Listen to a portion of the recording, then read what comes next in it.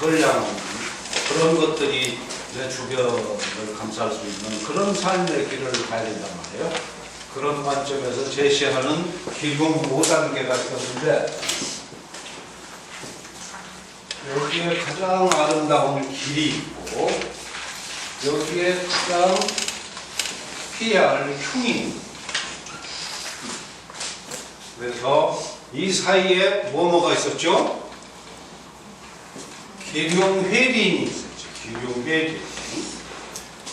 일단 여기에 회가 있고, 이건 후회하는 겁니다. 뭔가 후회스러운 그런 일을 남기지 말자, 그런 뜻이 들어있는 기룡회린이라는 거.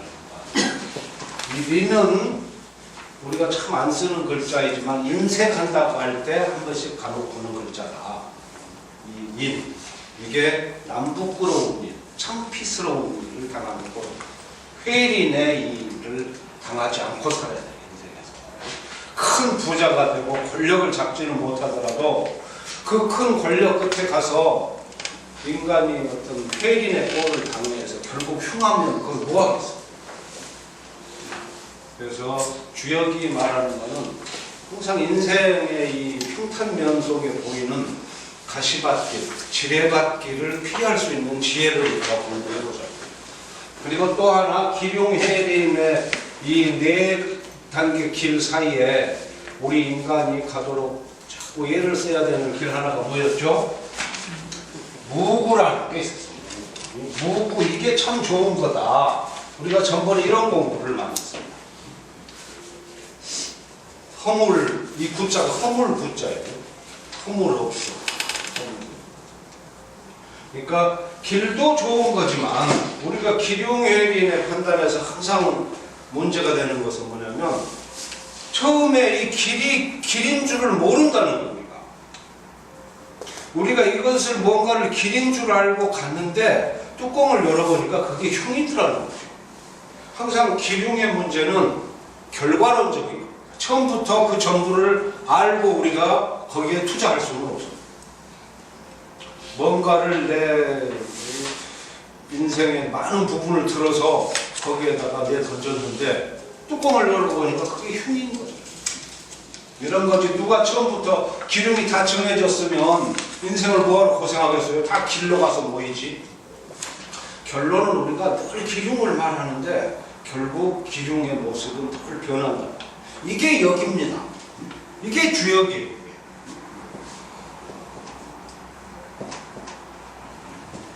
늘 변화하는 이 상황에서 이 기륭 시시각각 다가오는 이 모습에 그 외형에 속아서는 안 된다는 메시지를 담고 있는 거죠.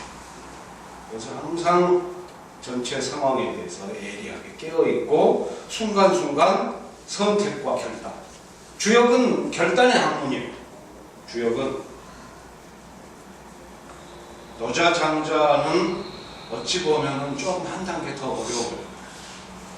이 말을 얼른 받아들이기가 어려우실지 모르겠지만, 인생을 살아가면서 무수히 닥치는 이 선택의 순간, 그것 때문에 우리가 지금 주역을 공부하는 거거든요. 이 선택의 순간에서 어떻게 나는 결단을 내릴 거냐, 이걸 공부하기 위함이죠. 특히 우리 같은 이런 감나 물려들이 우리야 재산이 있어서 투자를 얼마나 하겠습니까? 근데 큰 기업을 가진 사람들은 한 번 투자를 하면 5천억, 7천억씩 투자를 합니다. 그러니까 굉장히 이 한 번의 선택과 결단 위중한 거죠. 그래서 좀 어떤 정보들을 많이 얻어보기 위해서 주역을 공부도 하고 그러는 건데, 결국 이 변화하는 세상에서 어떻게 내가 중심을 잡고 거기에 올바른 선택과 결단을 하느냐 이거예요. 근데 공부가 점점 높아져 가시는 이런 도인들의 말씀을 들으면 이거하고는 좀 이제 차원이 틀려지죠. 노자장자를 계속 읽다 보면 그 배후에는 분명히 우리의 이 논의가 들어있습니다. 우리의 이 논의가 들어있어요. 인생에서 어떤 선택, 매일 부딪히는 이 상황에서 선택을 어떻게 하거나, 냉장고만 하나 하더라도 순간의 선택이 측면가잖아요. 근데 남편 저거 잘못 이상한 애 골라놓으면 아니 두고두고 그냥 애를 먹을 거 아닙니까? 이 선택과 결단의 문제인데, 그래서 이거는 주역은 가장 평이한 관점에서 이거를 분석하는 거예요. 근데 노자, 장자, 예수, 부처 이제 이 경지에 들어가시면은 이제 차원이 달라져요. 노자는 이 문제를 곰곰이 생각하다 내린 결론이 뭐냐면 뭐였을까요? 노자의 최후의 어떤 언어, 노자가 인생 선택 기로에 섰을 때 노자가 내렸던 결론이 뭐였어요?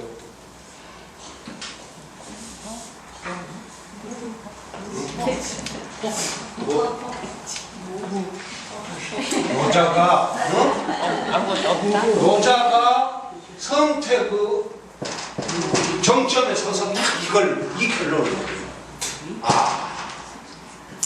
이게 뭡니까? 이게 선택 없는 선택. 턱 그냥 아주 그 비근한 애로 점심을 먹으러 오잖아요. 그럼 같은 직원 중에도 마음이 항상 정리가 착착 돼서 청명하게 개 있는 사람은 앉자마자 김치찌개, 앉자마자 오늘은 뭐 국수, 앉자마자 짜장 탁탁 탑이 나와요. 근데 머릿속이 청명하지 못한 사람은 그 밥 한 끼니에 뭔 독이 들어있는지 뭐가 들어있는지 그 결정을 못해. 아주 그거 하나 잘못하면 오늘은 이제 큰 사단이 나. 노자가 이 무의의 이 결론은요, 선택의 문제예요. 어떤 남자를 길에 가다가 탁 만났는데 이런 식도 없는데 갑자기 그 남자 눈을 보니까 그냥 주변 배경이 싹 사라지면서 싹 빨려 들어가요. 첫눈에 반했다는 그 사람이 지금 선택을 한 거예요? 선택을 안 한 거예요? 보다 높은 차원의 선택이 온 거지. 스스로 내가 주판 놓고 튕긴 거 아니에요. 반했다는 말의 아름다운 것은 내가 주판 놓고 튕기지 않았다는 거예요. 그래서 아름다운 거지. 계산 다 했는데 이거는 괜찮아서 반했다? 그건 반한 게 아니지. 계산하는 거지. 그러니까 노자의 말은 이거예요. 초이스, 리스, 초이스. 우리가 늘 초이스하고 살잖아요. 초이스. 근데 초이스 해봐야 바로 그게 그거더라는 거지. 네가 네 잔대가리 써서 초이스 해봐야 별 큰 차이가 없더라는 거야. 그러지 말고 오히려 네 흑심을, 네 탐욕을 싹 버리고 투명한 거울처럼 이렇게 비춰봐라. 그럼 어느 순간 선택 없는 선택이 답처럼 탁 떨어질 거다. 그런 거예요. 이게 부처님 말씀이나 예수님 말씀이나 다 안에를 까놓고 보면 이 말에서 멀지가 않습니다. 예수님은 뭐라 그래요? 예수님은 항상 하느님 뜻대로 살지 네 뜻대로 살지 말아라 그러잖아요. 그 말도 실은 굉장히 중요한 말이에요. 그 말이 이 말입니다. 그 말이 네가 막 뭘 하려고 나서려고 하지 말고 어떤 인생의 상황을 전체로 받아들이는 초이스, 리스, 초이스. 부처님도 항상 자아가 없는 무아의 상태, 그 욕심 덩어리인 우리 자아가 없는 그런 투명하고 맑게 개인 상태에서 선택을 하고 살아요. 그러면 인생의 어떤 스트레스가 확 주는 거예요.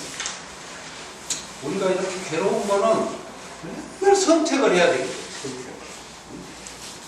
이거는 오늘은 가서 뭐를 하고 누구는 만나고 누구는 안 만나고 스케줄마다 OX가 다 딸려 있잖아요.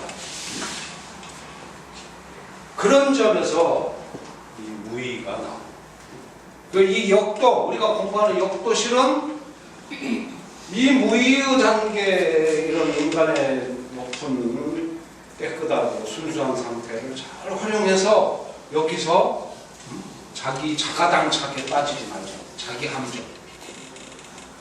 그리고 큰 길을 추구하는 것보다는 길을 추구하다가 결국 길만 추구하다가 뚜껑을 알고 봤더니 흉에 빠지는 어떤 그런 자가당착, 그런 방식을 회피하고 오히려 무구, 허물없는 자기 스스로의 맑은 선택을 통해서 회린으로부터 무구로 나아가고 무구로부터 길로 나아가는 이런 어떤 내면적인 단계를 밟아가는 게 중요한 거지.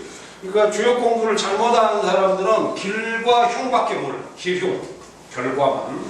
그렇지만 주역 공부를 깊이 하면 할수록 길흉에 이르는 그 내면의 길, 이런 데 눈을 뜨게 됩니다. 아, 기륭이 이게 별게 아니구나. 기륭이라는 게 고정된 사물이 아니고 이게 우리를 허리는 거구나, 잘못하면. 여기서 정신을 차려. 이런 게 오히려 주역 공부의 핵심이라고 합니다. 사설이 좀 너무 길었습니다. 이제 복습은 이 정도 하시고, 아무튼 이 기륭 5단계, 이 기륭 회린, 그리고 그 안에 들어있는 무구, 이 5가지 관념은요, 늘 생각해 보셔야 돼요. 정말 좋은 개념들이고, 철학적으로도, 종교적으로도 우리가 예 선현들도 많이 생각했던 그런 개념들. 그러면 이걸 이렇게 한번 생각을 해봅시다. 오늘은 이거를 배우에서 전체를 풀어볼 수 있는 다른, 이게 우주가 이렇게 크게 이제 있어요. 우주를 감히 제가 이렇게 그렸습니다.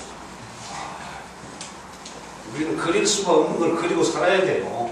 전달을 해야 되니까. 여기에 이렇게 해서 이게 누구예요? 여기 이게 이제 우주고, 요게 나죠. 요게 나. 항상 우리는 항상 이렇게 살고 있는 거야. 우주가 큰 게 있는데 그 밑에 내가 지금 이렇게 붙어있죠. 그러면서 속으로 늘 생각하는 거예요. 기독교인이나 불교인이나 유교인이나 누구나 할 것 없이 다 생각해. 야, 이 우주가 나를 지금 이번에 좀 한번 확 좀 밀어줄 수 없을까? 딴 사람들은 몰라도 좀 이번 생에 좀 밀어주면 좋겠는데. 다 이렇게 사는 거예요. 근데 우주 입장에서는 어때요? 얘만 혼자 밀어주고 싶어도 눈이 많아서 밀어줄 수가 없는 거지.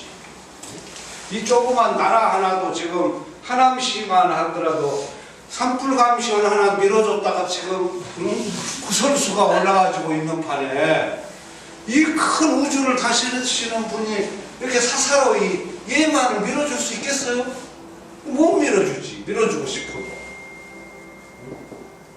이 과정 안에서 이제 이 넓은 우주와 이 작은 자 사이의 이 관계를 그러면 어떻게 설정하죠? 어떻게 우리 이해해야 합니까? 여기에는 종묘로부터 3가지 관점이 있어요. 3가지. 어떻게 내가 여기서부터 생겨나고 내 인생에 어떻게 우주가 영향을 미치는가 하는 이야기예요. 첫째, 우연이라는 것. 둘째, 필연이라는 것. 셋째, 인연이라는 것. 우주와 개체의 관계는 아무리 언어를 넓게 확장시켜도 이 셋을 벗어날 수 없어요. 기독교, 불교, 이슬람, 천주교, 도교 뭐 할 거 없이 모든 종교는 다 이 셋 안에 들어가요. 종교적인 어떤 신앙 관점을 강조하다 보면 여기서 뭐를 강조하겠어요? 필연을 강조하지. 필연. 뭔가 섭리가 작동해야 되지 않겠어요? 여러분 존재가 이 우주에서 어떤 필연적인 존재입니까? 우연한 존재입니까? 그런 생각 많이 하시죠? 야, 내가 이게 우주에 뭐지? 내가 내 존재의 가치가 정말 있나? 내가 필연의 산물일까? 우연의 산물일까? 이런 생각 많이 하죠, 누구나. 근데 종교의 경전들을 깊숙이 들어가서 보면 다 모든 것은 선미라는 거죠. 선미.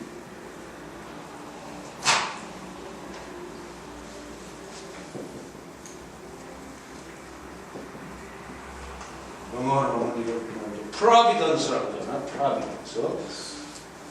어떤 섭리가 작용한다. 우리 고대 동양의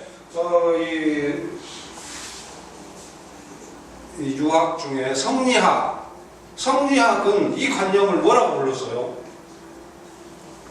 이 섭리가 작동한다. 이게 이제 서양식의 용어라고 느껴진다면 동양인들은 뭐라고 그랬습니까? 인연. 그렇죠. 인연도 이것도 중요하죠. 또 우리 성리학에서 했던 특별한 용어가 있죠. 성리학자들이. 성리학이 우리 500년 동안 우리 선조들이 이조 때 공부했던 학문이에요. 그때 뭐라고 생각했어요? 천리라고 생각해요. 천리. 천리가 있다. 이 우주에. 우주와 나하고 관계가 그냥 우연인 건 아니죠. 근데 우연히 뭘 살겠어, 이게. 내가 무슨 뭐 물거품 같으면 내 존재의 가치가 이게 뭐가 있겠습니까? 근데 이 성리학에서 말하는 천리는 실은 이게 어디에서 왔다? 이게 근원을 거슬러 올라가면 다 천리는 천도에서 온 거고 그 천도에서 천자를 떼면 도가 나옵니다. 이게 지금 노자가 동양에서 최초로 이야기했던 어떤 우주를 흐르는 크다는 원리, 그 관념을 도라고 했죠. 이 도가 한 1000년 숙성이 되면서 주희의 손에 들어가서 철학적으로, 유교적으로 변질되면서 이렇게 천리라는 이름으로 재탄생합니다. 그러니까 하늘에는 천리가 있고 우리 안에는 뭐가 있겠어요? 우리 안에는, 우리 본성 안에는 우리 인간은 이게 본성이 있어요. 본성. 우리 인간은 이렇게 나쁜 마음만 있는 게 아니라 순수한 본성이 있다는 겁니다. 이 본성, 내면의 본성이 하늘의 이치, 선미를 깨우쳐서 이것과 하나가 되려고 하는 이 노력, 이 학문, 이게 뭐예요? 이게 바로 성리학이라 이게. 이게 성리학이라. 우리 본성의 성이 이 우주의 참 이치와 하나가 되는 이 공부를 하자는 거였어요. 원래 뜻은, 그러니까 성리학의 뜻은 굉장히 좋은 거였죠. 근데 이걸 권력을 장악한 자들이 정치투쟁의 헤게모니로 이걸 쓰면서 나머지 사람들을 제거하는 수단으로 써버리니까 이 좋은 학문이 되려버린 거죠. 그리고 이 학문을 형성시켰던 근원의 힘은 공자한테서 온 게 아니라, 공자한테는 철학 개념이 없어요. 이 중요했던 모든 철학적인 개념들은 노자, 장자로부터. 그리고 노자, 장자를 뜯어봤더니 그 근원에는 도가 있더라고요. 그러니까 이 도와 천도, 천리와 하느님과 우주의 근원적인 원리와 이런 건 다 같은 거예요. 다 같은. 그러니까 우주의 도의 흐름을 그걸 명확히 안 사람은 여기서 쓸데없는 허욕을, 그런 탐욕을 안 부리게 되죠. 우주의 흐름을 알았기 때문에 이 사람은 자연스럽게 무의의 길을 가는 거예요. 우리는 우주의 참된 길을 모르니까 절로 가면 이게 대길일 것 같은데, 응? 이 대길을 쫓다가 그냥 흉에 빠지는 거죠. 이 전체 틀에서 주역을 이해하면 주역을 이해하기가 좀 더 쉬워요. 그래서 일단은 이제 이 세 가지 큰 관점이 있는 건데, 여기서 이제 이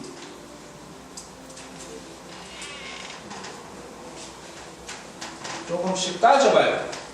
이 우연이니 필연이니 인연이니 하는 이런 개념들은 좀 따져봐요.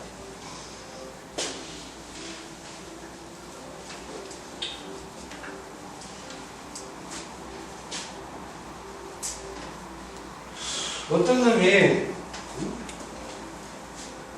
점을 봤는데 그냥 이제는 일국의 왕이 된다 이렇게 됐다고 쳐봐요. 5살 때 점.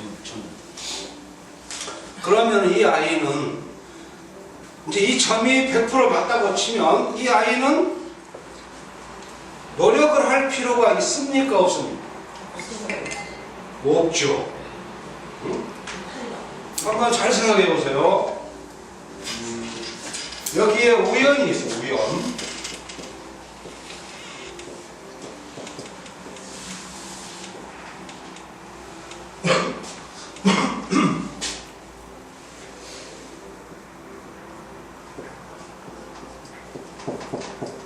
이게 우연이 있습니다.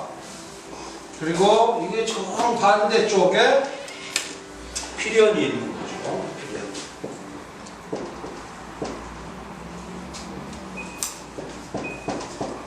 이렇게 했는데 5살 때 어디 그 귀신의 점쟁이가 얘를 와서 상을 딱 하고 얘는 왕이 될 것이오 정차 반드시 그러하고 갔다고 쳐요.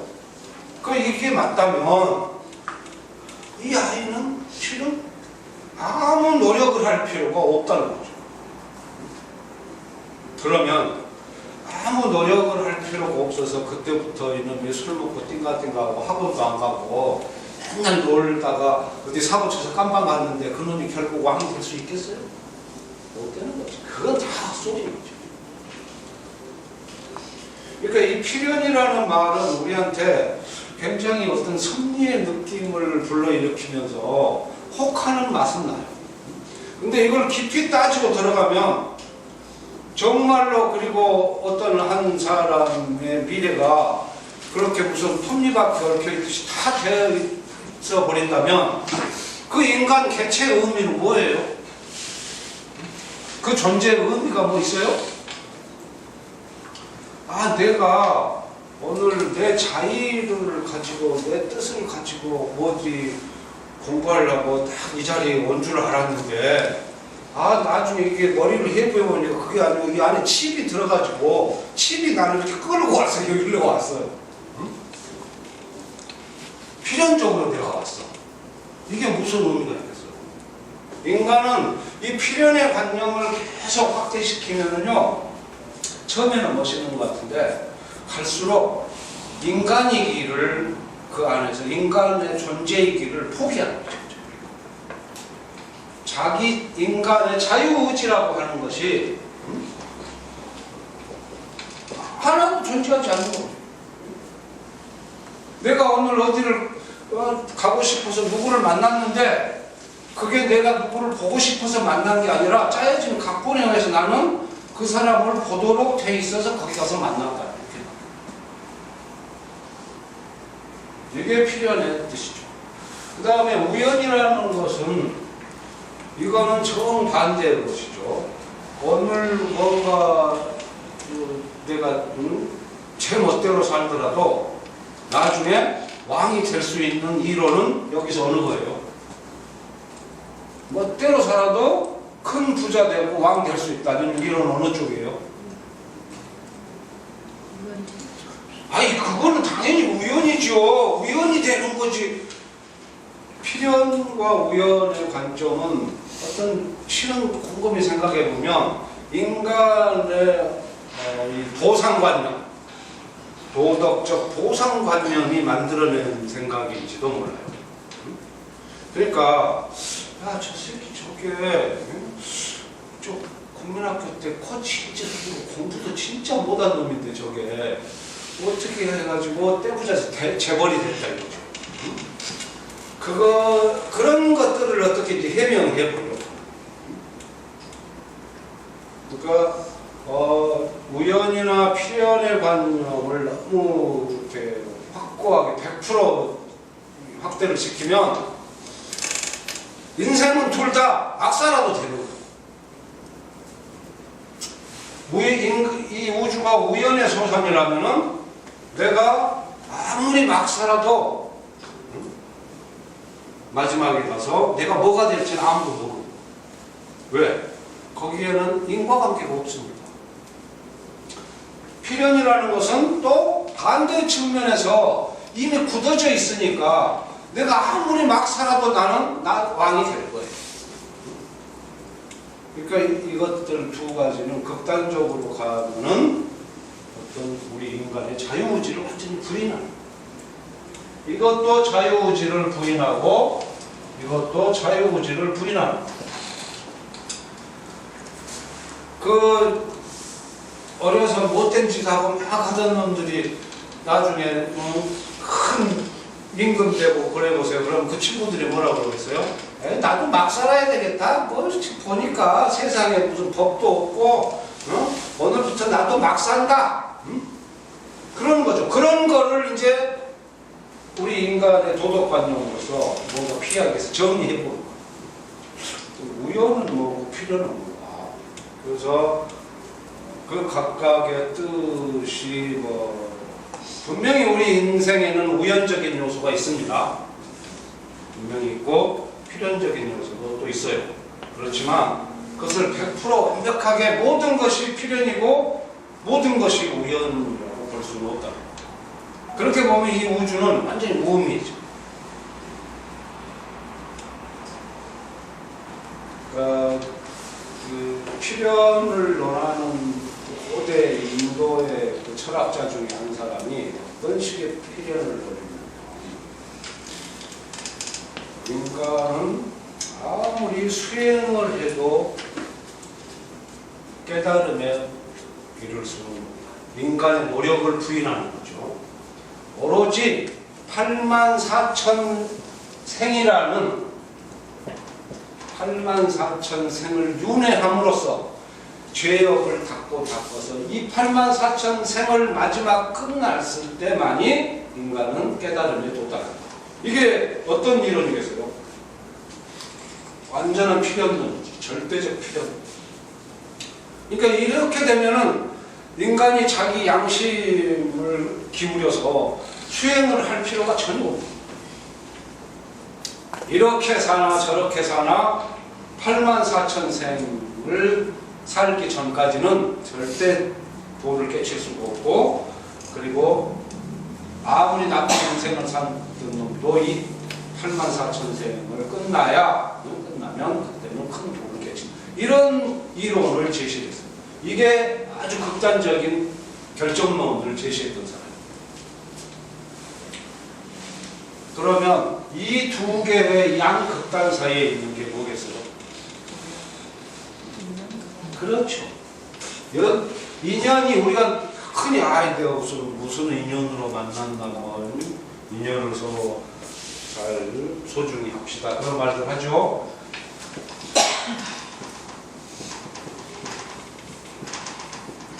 이 중간에 있는 게 이게 인연이에요. 이게 중요한 거죠. 그러니까 필연이라는 것은 결정론이고 우연이라는 것은 비결정론적인 세계잖아요. 그 양극단은 다 위험하다 이거죠. 근데 인연의 관념은 이건 뭐예요? 크게 봤을 때 이게 결정론일까요? 비결정론일까요? 그러니까 인연을 처음 안출했던 사람이 부처님이신데, 부처님이 아까 그 말한 그 절대적 결정론자 있죠. 이 사람의 학설을 깨뜨리기 위해서 나왔던 학설이 인연설이죠. 야, 이 우주가 이렇게 완전히 네 말처럼 결정되어 있으면 우리 인간의 존재가 무슨 의미가 있느냐? 그건 아닐 거다. 나는 우리 인간의 존재를 믿는다. 그런 뜻으로 했던 인연. 나의 행동이 미래를 결정한다. 그러니까 이거는 뭔가 인간의 자유의지가 살아있는 것이고 인간의 선택과 결단이 그 힘이 작동하는 우주죠. 이게 중요해요. 이 인연을 보면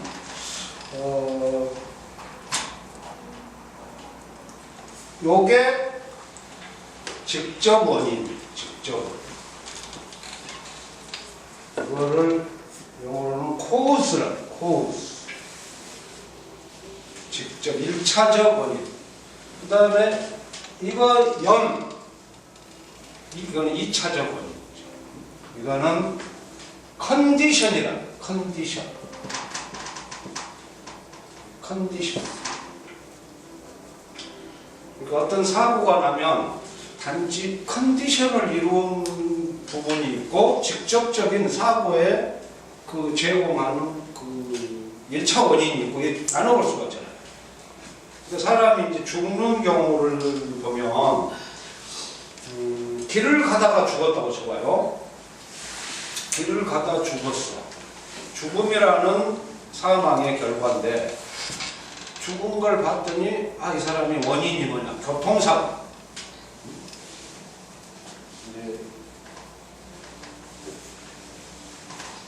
죽음의 경우를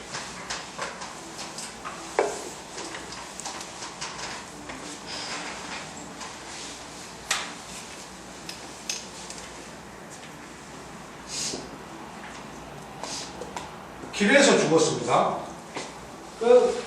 분석을 해봤더니 이 사람이 교통사고로 죽었어요. 교통사고. 그러면은 이거는 사고잖아요. 사고. 액시던트. 그러니까 우연과 필연의 관념이 바로 그거죠. 우주를 우연이라고 보는 건 이게 액시던트라는 거예요. 우주가 마치 무슨 사고 난 것처럼 내가 누구를 만난 게 자동차가 부닥친 것 같은 그런 우연한 사고라는 거죠.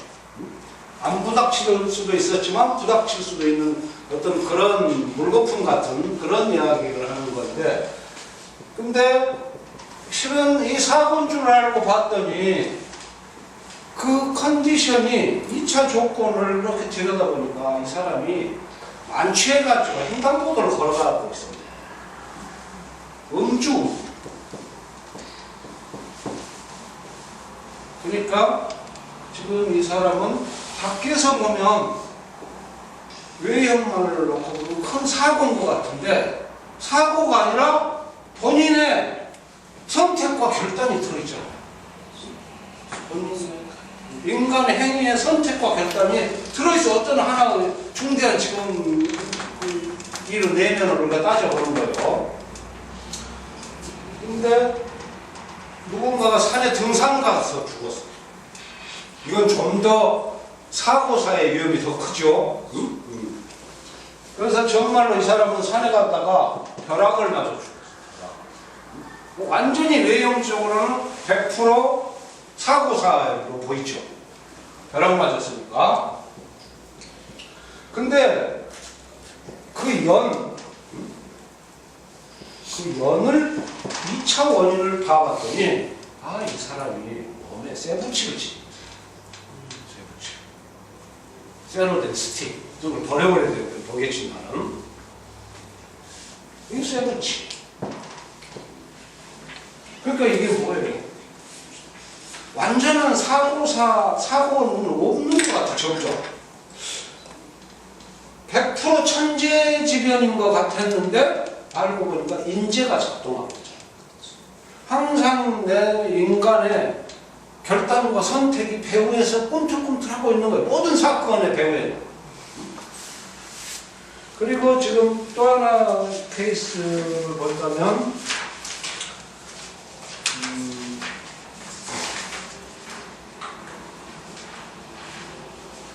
이제 병원에서 죽은 거, 우리 암으로 죽은 거를 본다면 이런 사고하고는 좀 다른 거지만 그런 경우는 암이 여러 외부적으로 볼 수 있지만은 흡연 때문에 볼 수 있잖아요.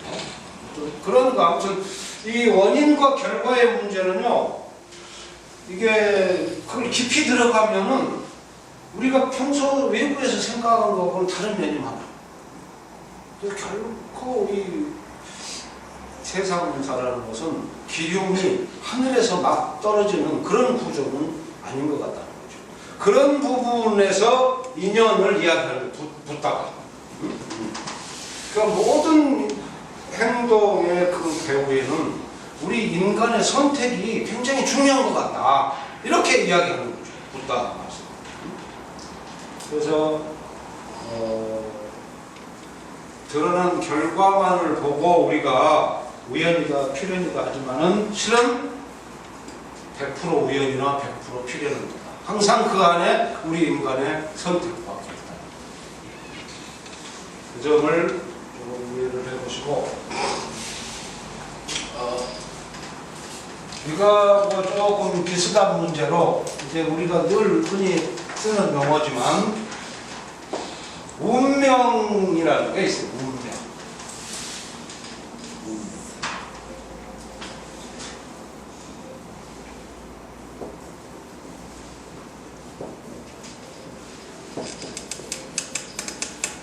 운명이 있습니다. 운명이 결정론이에요, 비결정론이에요? 비결정론이에요? 운명이? 벌써 답이 다 나와버리셨는데 가르칠 게 없는데 그러면 숙명이 결정론입니까? 비결정론입니까? 숙명은 완전히 결정론이지. 그러니까 우리 지금 조상들이 운명이라는 개념을 놓고 두 갈래로 써왔어요. 가장 일반적으로는 운명이라고 이렇게 썼는데 이거는 분명히 두 개의 글자가 혼합됩니다. 이 명자는 뭐냐면 각골문에 보면요 이게 사당이 지붕이 있는 거룩한 지금 뾰족 지붕을 갖춘 엄숙한 곳이에요. 거기에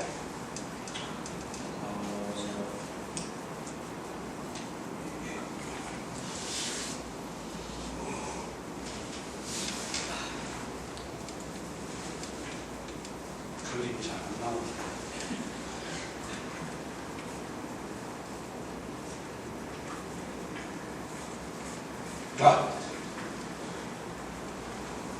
무릎 꿇고 앉아서 기도하는 이게 무슨 글자일까요? 이게 령자예요. 하늘에서 영이 내린 령이 너 뭘 해라 명령 그 명령의 각골문으로 이렇게 생겼어요. 사람이 하늘의 명을 받고자 하는 이자가 사당에서 무릎 다 꿇고 숙하게 앉아있어요. 이게 령자예요. 그래서 이 앞에다가 그 명령 자체 하늘 입으로부터 터져나오는 그 말씀 그래서 입구자를 붙인 게 그 명령자예요. 그래서 옛날에는 명자하고 명자가 같은 글자였어요. 그러니까 이 명령, 천명이라는 거 이거는 하늘에서 명령이 내리는 겁니다. 이거를 우리가 거부할 수 있어요, 없어요? 이건 없죠. 이건 완전히 결정론적입니다. 이 우주의 결정론적인 근본 틀이 있다. 벗어날 수 없는 제 멋대로 아무리 우리가 기고 날뛰어가야 벗어날 수 없는 근본 틀은 있는 거예요. 그 뜻에서 기본적으로 이 명이 형성이 됐던 거예요. 고대인들의 이 아이디어 속에서 우주와 나의 관계를 생각할 때 뭔가 하늘로부터 받은 명령, 천명이라는 건 분명히 딱 정하다. 근데 지혜롭게도 이 앞에 글자 하나가 더 붙었어. 이게 무슨 운자예요? 이게 이 운자죠, 운자. 이 운자 어디서 많이 보셨지 않아요? 응? 이거 안에 들어있는 게 뭐예요? 차가 굴러다니죠, 차가. 응? 이거는 걸어다니는 착자거든요? 이것도 걸어다닌다. 둘 다 보면은 이동하고 있다는 것을 보여줘요. 이동, 차가 굴러다니고 사람이 걸어다니고, 그래서 우리가 자동차 운전할 때 이 운자를 쓰잖아요. 운전한다, 운행한다, 회사를 운영한다, 내 인생을 운영한다, 내 운명을 운영한다. 이게 하늘로부터 떨어진 어떤 답안지 같은 거라면 그 딱 네모난 그 답안지 한 장으로 끝낼 일이 아니라 그것을 내가 그 옆에다 더 멋있게 그려도 볼 수 있고 이렇게도 각을 떠볼 수 있고 운영해 볼 수 있잖아요. 이게 의미가 심정한 운명. 그러니까 운명은 처음에 시작은 필요한 세계에 관한 관념으로 시작했는데 결국 우리가 손에 쥐는 거는 이거는 어떤 가변적인 세계, 내 결단의 힘이 작동할 수 있는 세계로 인문학적인 대상으로 다시 넘어올 수 있는 운명. 그래서 우리 고대인들이 여기에 운자를 가서 딱 붙여놓은 우리 인간의 존엄, 우리 인간으로서의 어떤 삶의 자기 선택지와 어떤 자기 결단의 문제를 여기서 구현해 보려고 이렇게 합니다. 이게 안 되는 게 뭐냐? 그게 이제 숙명이에요. 그게 숙명.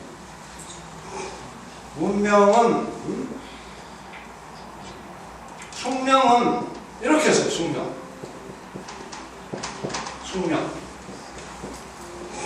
이 숙이 잠잘숙자예요. 잠잘숙. 동가숙, 서가시, 숙박 어디 가서 잠자고 하는 거잖아요. 원래 이 숙박의 숫자가 하늘에 28수가 있어요. 하늘에 동쪽 하늘에 7별이 있고 서쪽 하늘에 7별, 남쪽 북쪽에서 별이 7개씩 해서 4, 7에 28, 28수가 있어요. 별자리 숫자예요. 별자리 숫자. 그러니까 숙명이라는 것은 그러니까 뭐겠어요? 이거는 별자리에 의해서 하늘의 천문에 의해서 고정된 명을 말합니다. 이거는 절대적 필연의 세계죠. 그러니까 이 숙명론에 빠진 자는 패배주의자가 돼요. 자기 인생에 대한 주도력을 상실하면 일단 숙명론자가 되는 거죠. 우리 조상들은 이 세계를 깨치고 나와라. 그게 아니고 네 인생의 명은 네가 운용해 볼 수 있지 않느냐. 어떤 주도적인 네 결단과 선택으로 네 삶을 네가 살아라. 그런 뜻으로 이렇게 한 거예요. 결국 운명이란 말 안에는 처음에는 자유의지가 없는 것처럼 보였는데 실은 숙명과 대비의 그런 것을 유심히 보니까 여기에 자유의지를 집어넣기 위해서 우리 지혜롭게도 선조들이 이 운자를 집어넣어서 그것을 인간화했다. 그러니까 이렇게 했기 때문에 비로소 운명이 리모델링이 가능한 거예요. 이거는 리모델링 할 수가 없어요. 이건 그냥 그대로 굳은 거죠. 내가 거기에 짓눌린 패배자일 뿐이지. 그러나 내가 이것을 운용해 볼 수 있기 때문에 비로소 이거는 리모델링이 가능한 거죠. 그러니까 운명이라는 것은 이 어떤 결정론적인 큰 틀 안에 항상 비결정론적인 그런 여지가 있다. 그리고 그러니까 운명이라는 것은 실은 반은 정해지고 반은 안 정해집니다. 그렇죠? 반은 정해지고 반은 안 정해지고. 정해진 반은 뭐냐? 어떤 놈은 태어날 때 금수저를 입에 딱 물고 태어나요. 그렇죠? 근데 어떤 놈은 흙수저를 꽉 물고 태어난다 이거죠. 그래서 어떤 놈은 아버지한테 벤츠를 받고 태어난 놈이 있고 어떤 놈은 티코를 받고 태어난다 이거죠. 이걸 어쩌겠어요? 이거 누굴 탓할까요? 지가 아버지를 잘 골라서 오든가. 응? 이거는 어쩔 수 없어요. 이거는 인생에 이미 고정된 절반입니다. 그러면 여기까지는 좋아요. 그럼 나머지 정해지지 않는 절반인데 이게 문제잖아요. 이게 중요한 거죠. 같은 차를 타고 몰고 가는데 내 스스로 내가 내 판단에 의해서 강변북로로 갈 수도 있고 올림픽대로로 갈 수도 있는 거예요. 인간의 미래를 결정하는 것은 행선지입니다. 행선지. 지금 현재 몰고 있는 이 차는 과거의 뭔가가 결정된 거지. 오늘의 내가 어떤 행선지를 갈 것이냐에 따라서 미래의 내 모습이 바뀌는 거죠. 그러니까 운명은 마치 이런 거예요. 티코냐 벤츠냐를 내가 결정은 못하지만 그 받은 차를 가지고 강변북로로 갈 거냐 올림픽대로로 갈 거냐는 내가 결정. 그래, 좀 쉬었다 하지. 이번에 우리 만남은 우연이야. 그러니까 이 우연이라는 말은 뭔가 우리 존재의 자존심에 상처를 주는 그런 개념이에요. 내가 이게 뭐를 했는데 이게 뭔가 거기에 섭리가 어려 있고 뭔가 깊은 의미가 어려 있어야지. 이게 우연의 결과면 되겠습니까? 그 노사연이가 우리 모두를 대표해 가지고 그 연애할 때 그 짜릿한 심정을 이렇게 이제 노래를 하는 거지. 그 다음에 그 다음 구절이 뭐예요? 그것은 우리의 바램이었어. 오래된 바램. 있기엔 너무한 나의 운명이었지. 그래서 이 운명 이야기 또 딱 나오고. 그러니까 이 노사연이가 이 주요 공부를 많이 하는 거야. 우리 인간은 결국 우연과 필연을 벗어날 수가 없는 거야. 모든 어떤 사고가 딱 나면 에이씨 오늘 똥 밟았다고 치자. 이게 뭐예요? 이건 우연으로 치부하고 끝내자 이거예요. 그렇지만 누구 가서 딱 막 좋은 사람 만났으면 아 우리 오래 가자 그러죠. 오래 가자라는 이 명대사가 어디서 나왔죠? 타짜라는 영화를 보시면 거기 무슨 중소기업 강사장인가 하는 그 돈 많은 유부남이 나와요. 그 김혜수를 꼬셔가지고 첫 만나서 하는 말이 언니야 우리 오래 가자. 오래 가자 이게 뭐예요? 이걸 필연으로 만들죠. 필연. 이게 우연은 물거품 같은 거지. 그래서 있기엔 너무한 나의 운명이 있기에 바랄 수는 없지만 영원을 태우리. 우연에서 우리 존재가 영원. 이제 이게 연애할 때 막 물고 빨 때 다 이렇게 생각해요. 근데 이 사람들이 가서 10년이 딱 이혼해버렸어. 그러면은 그 필연이 다 어디 가버렸어요? 그러면은 이번 아까 했던 결혼은 그게 필연이고 이번 이혼은 우연인가? 우연과 필연이 뭐예요? 제자리가. 이게 실은 알 수.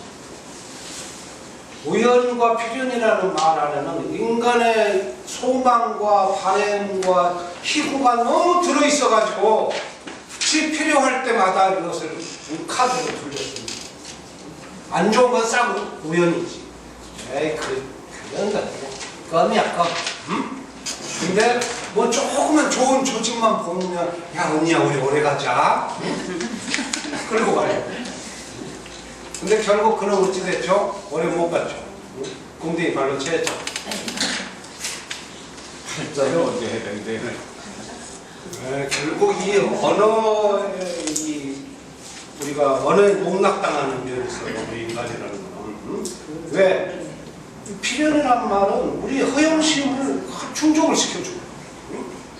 내가 하는 일이 어떤 섭리의 결과라면 얼마나 멋있어요. 그런 딱 좋은데 10년에 이혼을 해버리니까 그 전에 필연이 다 이게 이제 물거품이 돼서 이런 문제가 되는 거예요. 그래서 이제 결국은 인생을 어떻게 리모델링 하느냐에 관한 공부를 우리가 하는 거예요. 리모델링. 리모델링을 하려면은 자유의지가 있어야 돼요. 완전한 필연이거나 완전한 우연은 리모델링을 할 수가 없어요.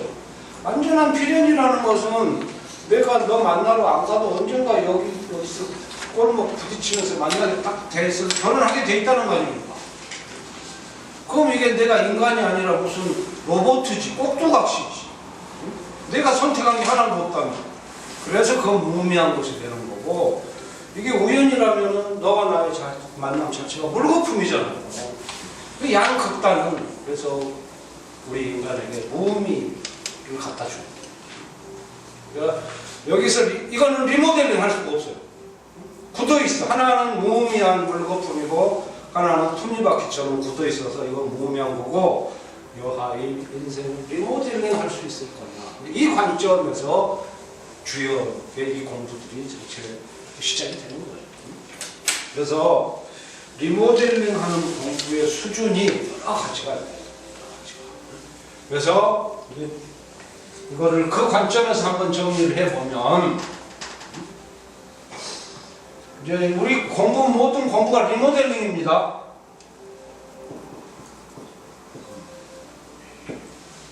리모델링이 안 되는 거는 공부할 필요가 없어요. 그거는 내 소관을 벗어나. 그러니까 그것만을 결정하는 것도 실은 굉장히 큰 공부예요. 노자가 무의라고 말하는 말이 그런 뜻이에요. 건드릴 수 있는 것과 없는 것에 대한 지혜를 갖자는 거죠. 그래서 첫 번째는 가장 높은 차원의 리모델링은 이거는 도당, 수행.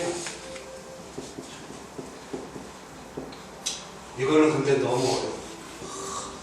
돌을 닦으려면 머리 깎고 산속에 들어가서 한 20년을 해야 겨우 뭐가 될 동말.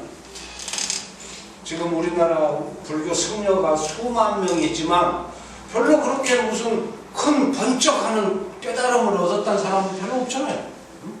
인생을 송두리째 갖다 바쳤는데. 이게 지금 노자 장자가 말하는 그 특수한 이 수행 비법 같은 거, 그게 뭐였죠? 우리 노자 장자 공부했던 거. 이게 심재, 마음을 비우는 거, 이 좌망, 이런 게 다 불교로 흘러 들어가가지고 이게 좌선이 되는 거예요. 좌선이. 그래서 이게 2000년, 3000년 몇 년이 내려오고는 있지만은 일반인들이 여기에 도달하기는 너무 늘 시도하고, 그러니까 생각을 이렇게 하셔야 돼요. 내가 오늘 가부좌를 풀고 앉아서 큰 돌을 깨우치겠다. 이거는 완전히 잘못된 생각이고, 오늘 하루 내 마음이 순수하고 투명하면 그만큼 내가 신선해. 하루 5분 내가 신선의 마음을 가졌으면 5분 신선해. 그러지 하루 종일 내가 무슨 큰 도인이 될 필요도 없는 것이고 그렇게 깨칠 필요는 없다고 생각해요. 그러니까 명상과 이 심재와 자망이 어렵더라도 우리 강의 수차에 했으니까 늘 그 한 입을 깨물어 보는 거예요. 처음에는 잘 안 되지만, 그래서 그 한 5분 정도를 거기에 침잠해보고 그걸 느껴보면서 자꾸 자기 내 몸 안에 들어있는 어떤 혼탁한 요소들을 제거하는 거죠. 맑게. 이게 가장 높은 수준의 공부고, 일단 이거 어렵다 이겁니다. 문제는. 그 다음 두 번째가 이게 주역입니다. 주역은 어떤 초월적 단계에 이르는 비법을 주지는 않아요.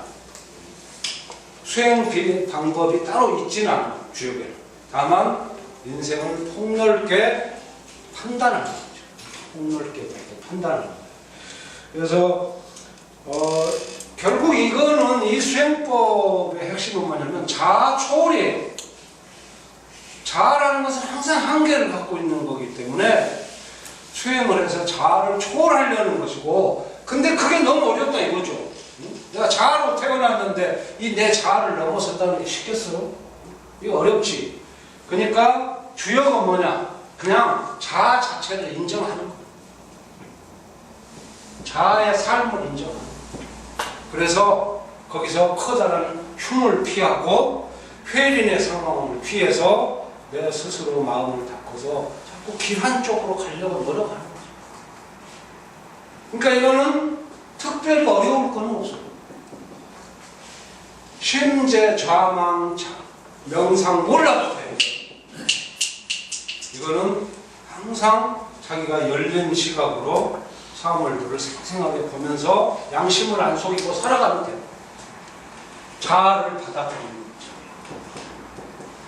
그 다음에 요거보다 조금 더 한 단계 떨어지는 리모델링 공부가 뭐냐.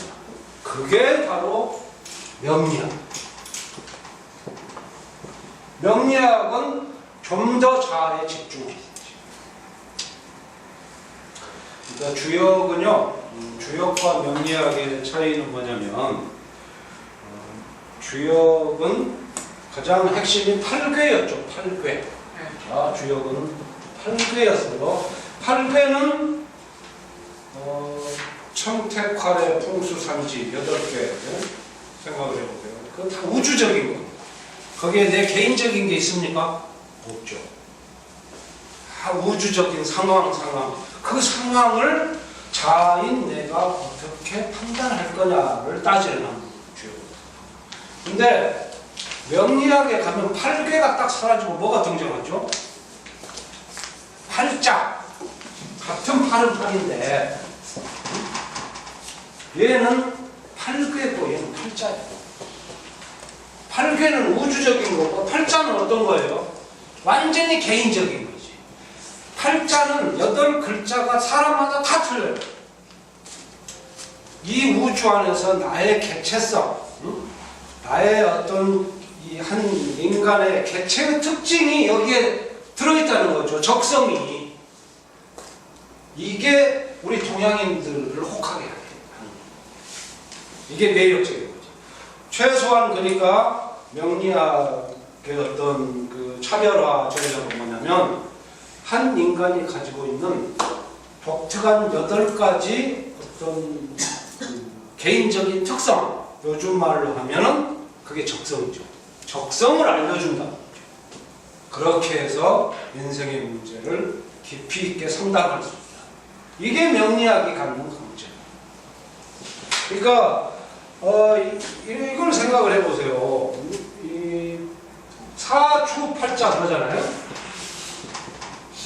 사주팔자. 사주 4개의 기둥과 8개의 글자죠. 그러니까 한 기둥에 글자가 몇 개 써졌다는 소리예요? 그지? 한 기둥에 2자 써졌다는 소리죠. 글자 2개 써진 글자가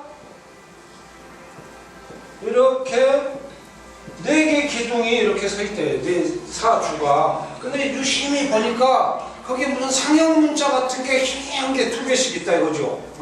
그러니까 자세히 봤더니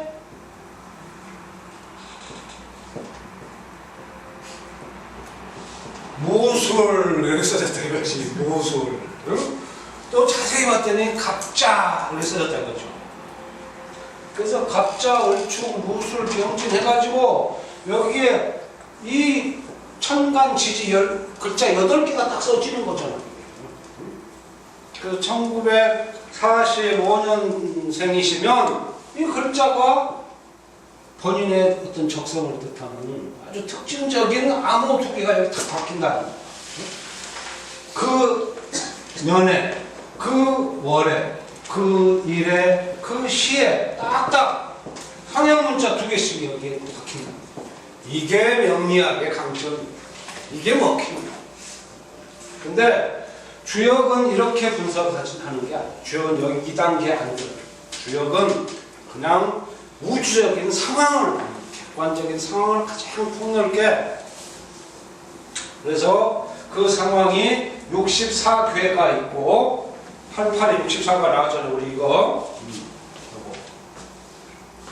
그리고 국면마다 6개가 있어서 384개의 내 주변을 둘러싼 상황이죠. 그러니까 주역이라는 것은 객관적인 세계에 대한 연구, 명리학은 자기 자신의 적성에 대한 이 점이 서로 명리학을 처음에 자부시하는 사람은 아마 주역을 깊이 연구하다가 거기서 뭔가 이거를 좀 우리 인간의 개인적인 특성에 맞춤형 공부를 좀 해보자. 그렇게 해서 아이디어를 내가고 가죠. 대신에 이제 폭은 확 좁아드는 거죠. 좁아들면서 각계의 적성 문제로 파고듭니다. 그래서 그 공부를 하실 때 이런 전체적인 틀들을 이해를 하고 하시라는 뜻에서 말씀드렸고, 오늘은 지금 나눠드린 거 괴 공부를 하나를 더 합시다.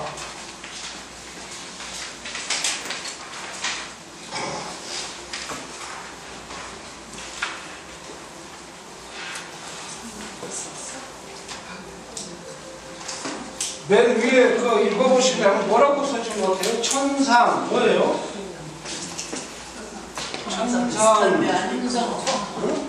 천상 뭐라고 써있어요? 천상 천상? 돈자 돈도 맞아. 네, 돈도 맞아. 이게 원래 새끼 돼지를 뜻하는 거예요. 원래는 네, 돼지 그려져 있잖아요 안에. 네, 이 새끼 돼지가 그 막 어디 쫓기 가는 거예요. 이게 지금 이거는 항상 어디로 걸어가는 걸 뜻하는 겁니다. 갈 착자라고 하는 건데, 그래서 이거를 이게 숨을 둔 새끼 돼지가 어디로 막 쫓쫓쫓 도망가서 숨는 거. 그래서 이거를 둔이라고 해요. 돈이라고 읽는 사람도 있어요. 한문 도금은 뭐 우리가 알아서 다 알면 되는데 지금 너무 집착할 필요는 없다고 생각합니다. 천산 둔괴인데, 자 봅시다. 이게 처음에 잘 생각하셔야 돼요. 이게 뭔 괴예요? 이거 보시라. 이게 뭔 괴죠? 천괴지, 천. 그 다음에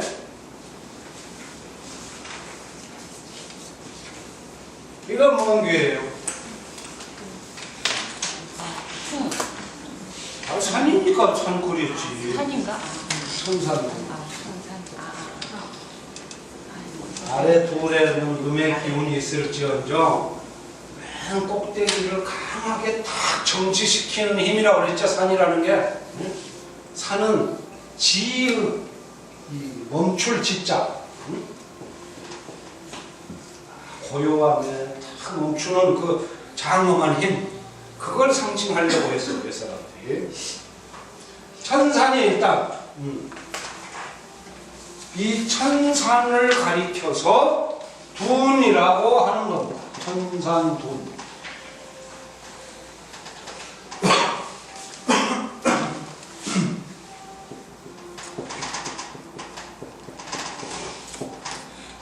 이게 숨을 둔, 은둔, 은퇴. 우리 지금 명퇴 많이 하죠? 은둔과 명퇴에 관한 어떤 사회적인 논의가 우리나라가 필요해요.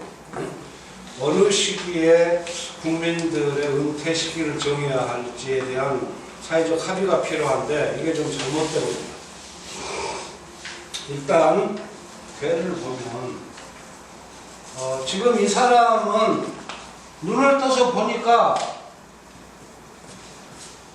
하늘하고 산밖에 안 보여요. 그렇죠? 이 사람이 살고 있는 데는 어디 깊숙한 산골인 것이 분명합니다. 그렇죠? 눈을 떠보니 보이는 것이라고는 하늘과 산뿐인 곳이고, 바로 이 사람이 은퇴자지, 은거자, 어디에 깊이 은둔한 사람. 그래서 이 두 개의 괴를 보고 두운이라고 하는 괴사가 나올 수 있는 거예요. 여기에 무슨 부화변이 온다거나 그럼 결국 이게 두운이 될 수가 없죠. 깊은 이 첩첩산골에 지금 외롭게 혼자 스스로를 은퇴하고 스스로 깊이 잠적한 은둔의 사람, 그걸 두운이라고 해요. 이 은둔의 기본 골격은 뭐냐면 이 사람은 지금 전체 이 흐름에서 밑에 두 개의 음의 세력이 아래에서부터 지금 솟아오르고 있습니다. 음의 세력은 이거는 악의 세력, 소인의 무리가 하나도 아니고 둘이 되면서 점점 세력이 확장돼서 양의 세력을 지금 얘들이 위협을 하고 있습니다. 그래서 이때 군자는 소인을 피해서 몸을 숨기는 거예요. 이게 이 괴의 의미입니다. 그래서 둔괴는 군자는 이로써 원소인하고 소인을 멀리합니다. 이게 둔이에요. 이게 은둔의 의미가 이거예요. 지금 소인의 세력이 지금 아래에서부터 거세게 막 솟아 올라오는 그런 상황에 도달합니다. 이걸 빨리 알아차리고 군자는 소인의 무리로부터 자기 몸을 감추는 거예요. 그러나 다만 이 사람은 얘들이 이제 한문에 누구를 싫어하다고 할 때는 그걸 뭐로 이루고 혐오스럽다고 할 때 이렇게 씁니다. 악이라고 써놓고 이게 실은 악한 걸 우리는 혐오하는 거예요. 불로 소인을 멀리하지만 그렇다고 해서 얘들을 미워하는 건 아니고 다만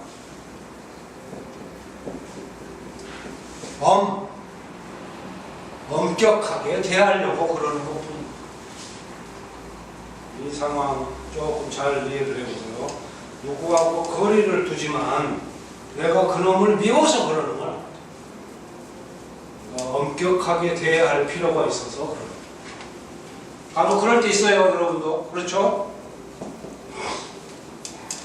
이게 괴 전체적인 뜻이고, 이 둔 보면은 전체적으로 쭉 한번 봐보세요. 이게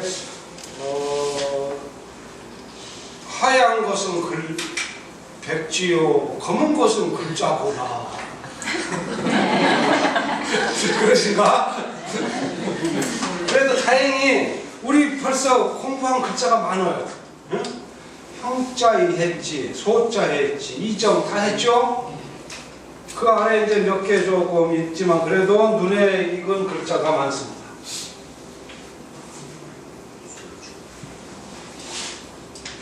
제가 이 둔에 대해서 특별히 강의를 하는 이유는 전번 시간에 했던 중천거는 그거는 주역 강의를 하는 사람 100이면 100 모두가 다 하는 강의. 그거를 빼놓고 주역을 갈 수는 없어요. 주역에서 가장 중요한 핵심 괴니까. 근데 솔직히 이 둔괴는 별로 강의 안 했잖아요. 이건 별 의미들을 두지 않는 그런 괴이기 때문에. 근데 제가 보기에는 지금 우리나라 이 명태와 은퇴 이 정리되지 않은 이런 혼란스러운 상황에서는 오히려 이런 괴를 더 연구를 해야 되지 않나 싶어요. 이 은퇴의 사회적인 어떤 우리 합의는 어떻게 가야 되는가. 제가 그래서 일부러 그런 걸 한번 같이 고민을 해보려고 이 괴를 별로 보이지도 않는 유명한 괴도 아니지만 풀어드린 거예요. 둔에 대해서 이제 그 첫 줄부터 볼게요.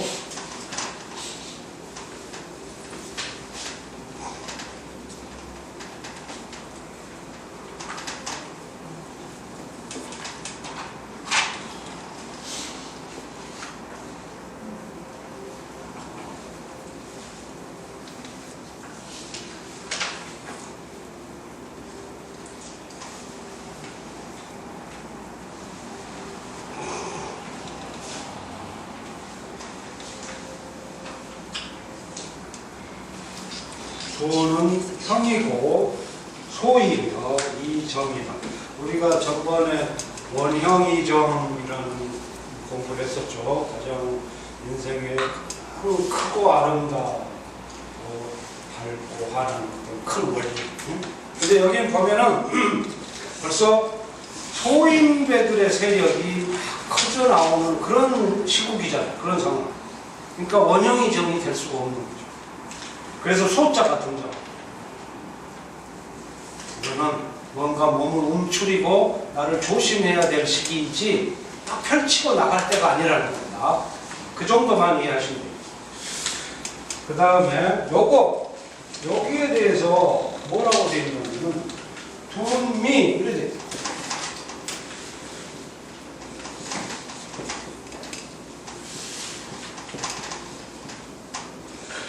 자, 지금 여기에 보면은 은퇴라고 우리 부를 만한 거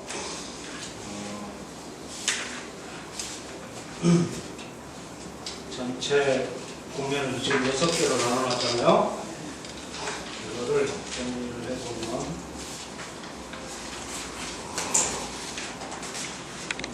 이 단계별로 이 은퇴의 최단계를 지금 설명을 하는 건데 가장 나쁜 은퇴가 뭐냐면 그 꼬리처럼 잘려서 나가는 명태가 제일 나쁜 거예요. 그게 바로 여기서는 둔미라고 되어 있지만 미둔이 꼬리처럼 잘려나가는 은퇴.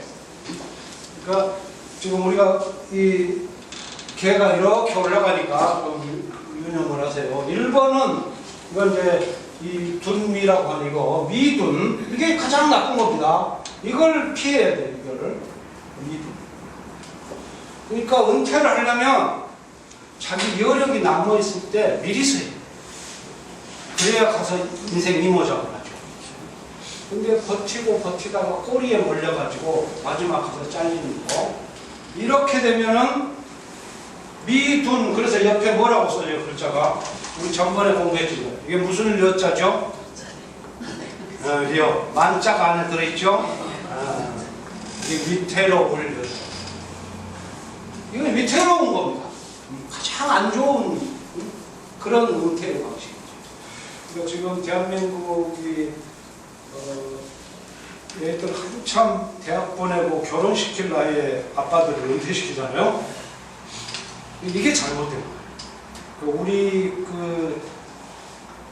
이 지금 은퇴 시스템은 한 50년 전에 우리 일본 끝난 만큼 무렵쯤에 우리 평균 연령이 한 60이나 뭐 65세쯤 될 때, 그러니까 그때는요 25세에 애 낳고 50이면은 애들을 내가 다 결혼을 시켰어. 그러고 60에 은퇴하니까 괜찮아요. 그건 맞지.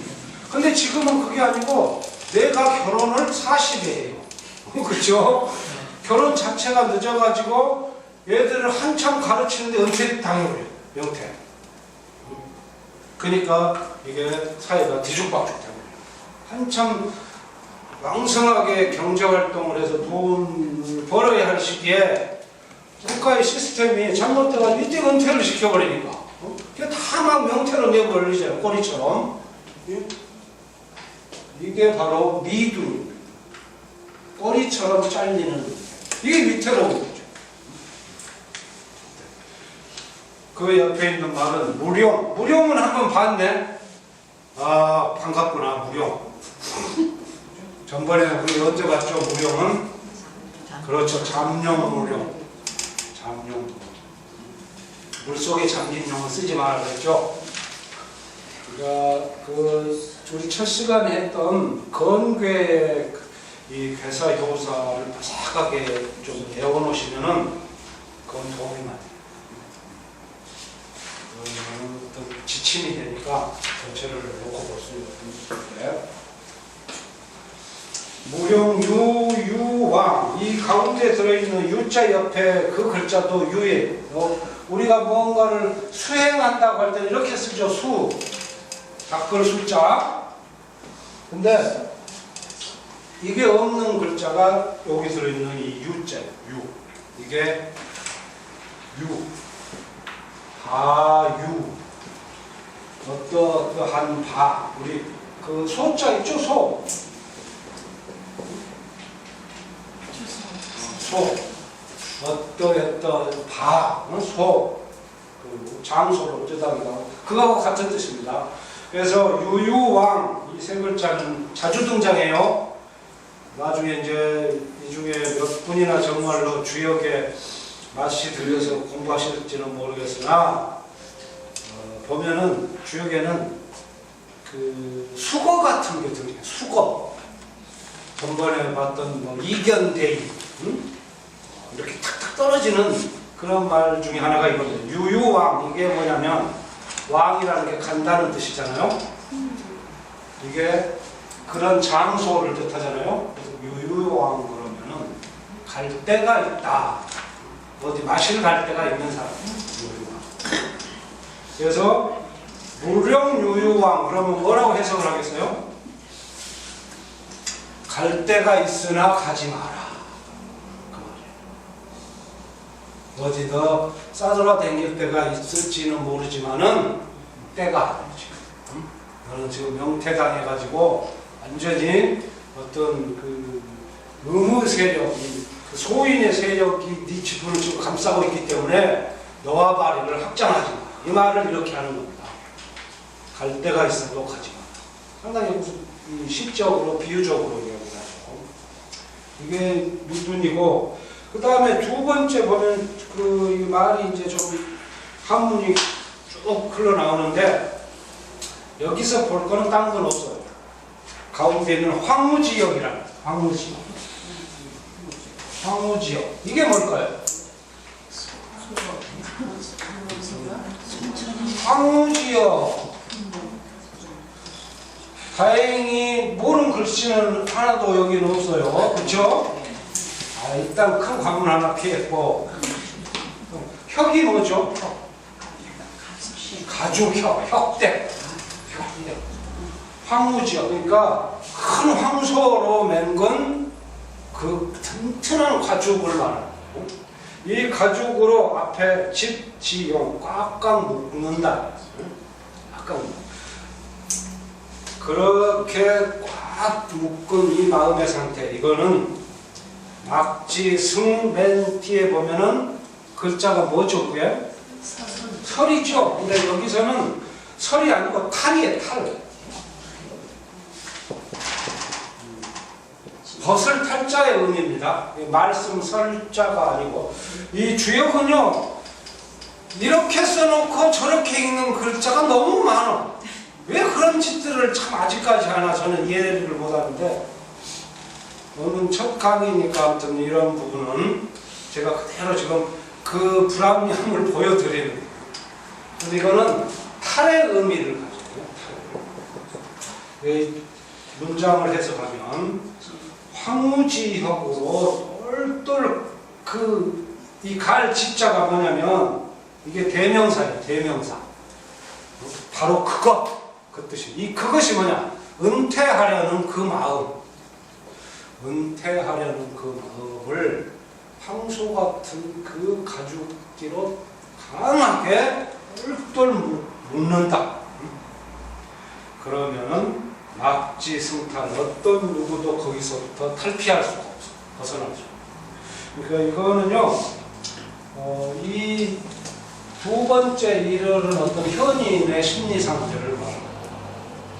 이 사람은 지금 주변에서 닥쳐오는 소인의 세력을 보고 아무리 옆에서 그래도 형님 여기 있어야 콩콩을 더 떨어지고 응? 뭐 장짜리나 하나 해먹지요. 응? 이렇게 꼬신다 이런 일이 얼마나 많겠어요. 그럴 때 현인은 거기 안 속아는 것 같아요.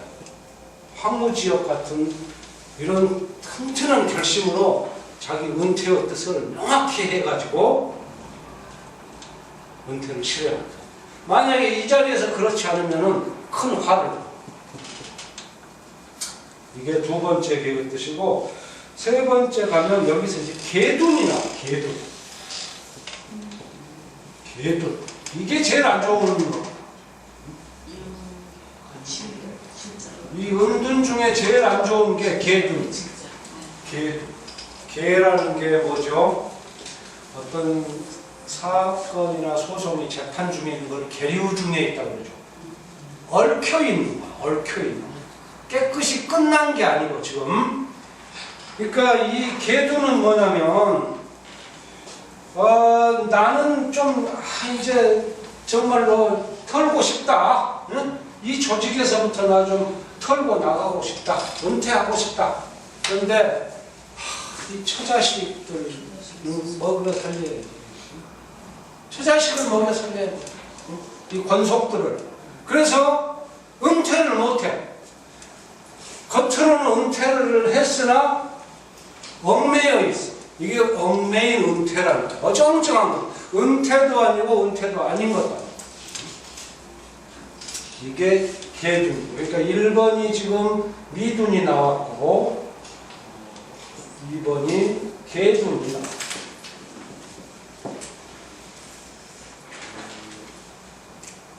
이 상태를 피하라고 하는 거예요. 주역에서. 그러니까 가장 대표적으로 이 계둔의 희생자가 누구냐면 우리 한초전에서 보면은 유방이 나라를 대업을 완수하고 항상 큰 대업을 완성하고 나면은 농공행상을 하고 나서 그 다음에 충신을 싹 죽이죠. 응? 충신을 싹 죽여. 그 논리를 뭐라 그래요? 토사구팽이라고 그래요. 토사구팽. 토끼를 잡을 때나 날랜 개가 필요하지. 토끼 다 잡아버렸는데 그 잡아먹어버려야지 그놈도. 어? 그게 바로 한신이지. 한신이 이 한나라를 건국하는데 큰 일조를 했기 때문에 자기가 창업 공신안에 세 사람 중에 하나. 그래가지고 너무 방심하고 그래서 뭐 유방한테 나는 왕자리를 하나 주라 마라 그러다가 티격태격 하다가 밑보인 거야. 그래서 어떤 순간에 탁 되면은 거기서 자기 목 챙겼으면 빨리 은퇴를 해야 되는데 사람이 이 사람이 자기 시야에 딸린 노비며 막 솔개 식소리 하는 100만 명 되니까 100명씩 넘으니까 응? 그래서 계속 유방한테 뭘 거기서 은퇴를 못하고 한 자리를 더 해먹으려다가 유방 죽고 나자마자 여후 유방의 그 화무 이 여자가 아주 고대에는요 무시무시한 여자들이 많아요. 요즘은 좀 그런 게 없는데 계략에 걸려가지고 낮에 궁궐에 입시하라 들어갔다가 바로 종로 밑에서 잡혀가지고 참수. 한신이 이 계둔의 이 대표적인 희생자. 은퇴 시기를 결정을 못 들락날락 막 올려다가 그 다음에 여기까지는 그러니까 굉장히 안 좋은 거죠. 그 다음에 은퇴를 제때 딱 하는 사람이 있어요. 제때. 그거를 그 아래 보면은 뭐라고 계세요? 호둔 이렇게 되어 있죠. 호둔. 이게 뭐고? 아주 시기를 적절하게 잘 잡은 그게 호둔. 아주 은퇴를 잘하는 은퇴. 이 계둔은 심리적으로 항상 편하지 못하니까 계둔 다음에는 유질이라고 하잖아요. 어정쩡하여 은퇴를 제대로 하지도 못하고 안 하지도 못하니 몸에 병이 난다. 계둔 유질. 그러니 아까 우리 맨 위에 나왔던 한문, 요게 려적이요. 위태롭다. 계둔 유질. 위태로운. 계둔 유질 위태로운. 위태로운 이 상황을 빨리 캐치를 해야 돼요. 그렇게 해서 뭐를 해야 되냐면은 그 옆에 글자 읽어보실래요? 93 옆에 계둔 유질 여 옆에 축신첩길. 그렇죠. 축신첩길. 축신 신첩길. 이게 뭔 소리일까요? 섭을 거느리면 첩을 거느려요? 첩을 거느린다. 절반은 맞았어. 첩을 거느리는. 그 옆에 왼쪽에도 거느리는 신. 이게 신하 신자잖아요. 그래서 이게 뭐냐면 산의 종이 신이고 이게 결국 신하예요. 계집 종이 첩이에요. 그러니까 옛날에는 전쟁을 해서 여자를 잡아오잖아요. 그러면 이건 다 얼굴에다가 묵형을 막 떠요. 이렇게 그 묵형을 떠버려 얼굴을. 예. 뭐 갈아가지고 우리 지금 애들 돈 들여서 애들 하잖아요. 요즘 타투. 응? 그걸 옛날에 얼굴에다 했던 거예요. 이렇게. 그래가지고 잡아오면 남자는 전부 노예, 여자는 전부 첩. 그래서 집에 수백 명씩, 그러니까 옛날 그 묘를 파면 은나라 황제들 묘는 500명씩 순장이 나. 500명씩. 산의 종이나 계집 종을 기른다. 기른다는 거예요. 이렇게, 그러니까 계두는 이미 상황이 엄혹한 거잖아요. 안 좋아졌을 때 위기에 처해 있으니 이럴 때는 밖에 나가서 큰 일을 도모하려고 해서는 안 되고 집안에 있는 계집 종이나 산의 종들을 잘 기르고 있는 정도, 이 정도만 해야 길한 것이다. 이 뜻이에요, 이게. 너무 자기의 어떤 그 사업을 확장하려고 하는 건 위험하다. 이 말을 이렇게 하는 거예요. 여기까지가 지금 그 은퇴, 명퇴 중에서 아주 안 좋은 그걸 말하는 거예요. 그러니까 한신은 워낙 큰 인물이라 집안에서 계집종, 사내종만 기르고 있기는 너무 따분해서 조정해 나갔다가 죽은 거죠. 그렇게 하고 그 다음 이제 구사, 호둔인데 이게 이제 제대로 잡은 거예요. 여기까지 이 아그 세력이 오는 것을 알아차리고 단호히, 그러니까 이 사람은 이게 가깝잖아요. 그러다 보니까 어떤 친근감이 형성돼서 마음의 미련을 못 버리는 거예요. 교회의 해석은 그렇게 합니다. 근데 이 딱 상계로 올라가면서 이 자리에 선 이 현이는 상황 파악이 끝난 거예요.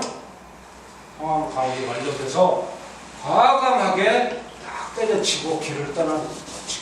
이게 호둔이에요. 그래서 언제 이 명태의 시기를 잡느냐는 건 참 중요한 것 같은데, 이게 이제 자발적인 은퇴를 말하는 자발적. 스스로 탁 보고. 그래서 이거에 대해서는 옆에 보면 군자 길 소인 비. 우리는 비로 읽어요. 군자를. 그렇게 돼 있죠? 능히 군자가 이걸 할 수 있어요. 소인들은 미련이 남아서 은퇴를 못해. 거기 어떻게 한 자리 끝까지 그 부위원장 자리, 위원장 안 되면 부위원장이라고 하나 해먹으려고. 그거 안 된다 이거죠.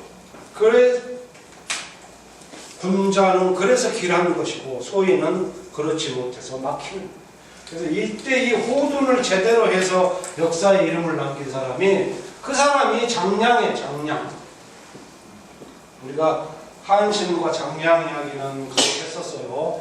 이 장량이는 한신같이 그런 어리석음을 범하지 않고 딱 시기를 보니까 칼끝이 자기를 향하더라고요. 그래서 장량도 한나라 1등 공신입니다. 엉이 야반에 짐을 싸가지고 장가계로 들어갔어요. 장가계 땅이 거기가 얼마나 넓어요. 근데 그 전부가 장량의 땅입니다. 그 전부가 이 장량의 장가, 김가, 이가, 장가의 세계. 여기가 이런 숨어 들어가지고 지수만 군대가 있으니까 막 에워싸고 유방한테 사연하라 빠이빠이 안 맞는. 그리고 여기서 신선들하고 가둑이나 두다가 그렇게 살다 죽었다는 장면. 그래서 이 땅을 우리가 장각이라고 그러는 거예요. 그리고 이제 이것보다 좀 더 한 수 위에 그 명태가 있는데, 명태가 그걸 뭐라고 써졌죠? 9호에 보면 희자가 가려다가 뭐 하나 더 붙어 있죠? 희 밑에 가자. 이게 그렇죠. 그 우리 가래를 올린다고 그러죠? 네? 가래를 올린다고 할 때 이 희자 옆에 밑에 이 가래를 올린다. 이 아주 기쁜 거예요. 아름다울 가. 아름다울 가. 이게 가둔. 가둔 정길. 이거는 아주 바르고 길한 거다. 이 가둔, 아름다운 은퇴. 이게 뭘까요? 어떤 은퇴일까요? 가둔. 아름다운 은퇴. 호둔보다도 더 우리가 높이 평가해야 될 아름다운 은퇴. 바로 이것이 박수 칠 때 떠나라. 박수 칠 때 떠나라. 이게 아름다운 은퇴. 이 가둔. 그래서 박수 칠 때 떠났으니까 길하는 거죠. 정길 이렇게 떨어졌어요. 이때 안 떠나면 어때요? 그때는 길할 수 없지. 길할 수 없는 거. 그 다음에 맨 마지막에는 아주 참 멋진 게 어떻게 이런 단어 조합을 했나. 비둔이라는 거, 비둔. 이게 최고입니다. 우리는 다 이 비둔을 연구해요. 비둔. 비둔이라는 것은 뭐냐? 이 비자 어디서 많이 봤죠? 이 비둔. 여기는 이 비자에 해당되시는 분이 한 분도 안 계셔졌네. 요즘 다 비만 관리들 해요. 비만. 살찔 비자. 윤택한 은퇴. 이 은퇴의 핵심을 찍어줘. 은택한. 아주 기름기가 잘잘 흐르는 그런 은퇴를 해야 돼요. 그런 은퇴. 그러니까 이게 가둔하고, 가둔도 좋은 거죠. 가둔과 비둔의 차이는 뭐냐면, 가둔은 은퇴할 때는 분명히 멋있어. 박수를 치니까. 근데 은퇴 후에 어찌됐다는 말이 없어요. 이게 가둔의 문제죠. 그러니까 너무 멋지게 오버해가지고 멋있게 사라진 거는 같았는데 가서 봤더니 어디 독거노인 돼가지고 혼자 진짜 막 그 이상한 은퇴 돼가지고 혼자 처박혀 울고 있어. 그건 아니죠. 그러니까 이 가둔이라는 이 멋진 말 속에는 함정이 들어있는 거죠. 분명히 박수 칠 때 떠나는 거는 맞는데, 너무 또 박수에 현혹되면 안 된다 이거예요. 그거 가서 당장에 내일 가서 끓여 먹을 쌀도 없는 사람이 뭐 박수 그렇게 중요해가지고 버텨야지 그러면. 그러니까 어떤 심리적인 위선을 조심하라는 거예요. 인생을 살면서 괜히 폼사가 나를 굶어 죽는다는 거지. 가둔보다는 마지막 비둔, 은택한 거. 이 가장 비둔의 삶, 이게 최고의 현자의 은퇴의 방식인데, 이게 대표적으로 누구냐면 우리나라 남명조식 선생님. 남명조식이 아주 험한 시대에 태어났어요. 소인들이 다 막 판을 치던 조정을 휩쓸던. 그래서 아예 출사를 안 했습니다. 이게 이황하고 동갑이시잖아요. 조식 선생님. 그래가지고 저쪽 경상도 지리산 차고 앉아서 뭐를 하시겠어요? 뭐가 기름지겠어요? 뭐가? 제자들 기르는 거지. 제자들. 자기 인생에 진짜 어떤 중요한 기름기가 흐르도록 제자들 기르는 거예요. 그래가지고 조정에 위기가 있을 때마다 상소문 하나 턱 올리면 막 조종이 흔들흔들할 정도로 위력이 기르고 그 이분이 얼마나 그 제자들한테 올바른 정신을 가르쳤든지 그러고 이제 몇 년 있다가 임진왜란이 터져버렸잖아요. 이 양반 돌아가시고 그때 관리란 놈들은 사서삼경 외웠다는 새끼들은 다 도망가고 그때 나라를 구한 게 누굽니까? 의병장들 아니에요. 의병장 중에 제일 유명한 사람이 곽재우죠. 곽재우가 바로 남명 조식 선생의 제자.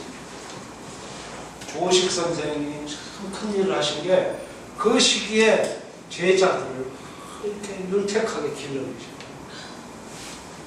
은퇴를 할 때 뭔가를 자기의 일생을 어떻게 마지막 윤택하게 결실을 맺는 이런 은퇴를 해야지 그저 내 한 목숨 뭐 이러면은 그림이 안 나와요. 고생을 할 때 하고 오늘 시간이 너무 그만.